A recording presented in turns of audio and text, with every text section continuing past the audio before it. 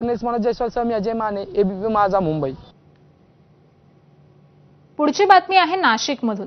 नाशिकमध्ये बाकावर बसण्यावरून शाळकरी मुलाची हत्या करण्यात आल्याची धक्कादायक घटना घडली आहे। नाशिकच्या सातपूर भागामध्ये ही धक्कादायक घटना समोर आली आहे। मृत विद्यार्थी यशराज गांगुर्डेचा वर्गात शिकणाऱ्या 2 मुलांसोबत बाकावर बसण्यावरून वाद झाला होता आणि या वादातून यशराजला खासगी क्लासच्या आवारामध्ये 2 मित्रांनी मारहाण केली। या मारहाणीत यशराजचा मृत्यू झाला। या हत्येप्रकरणी 2 विद्यार्थ्यांवर गुन्हा दाखल झालेला असून त्यांना आता पोलिसांनी ताब्यात घेतलंय।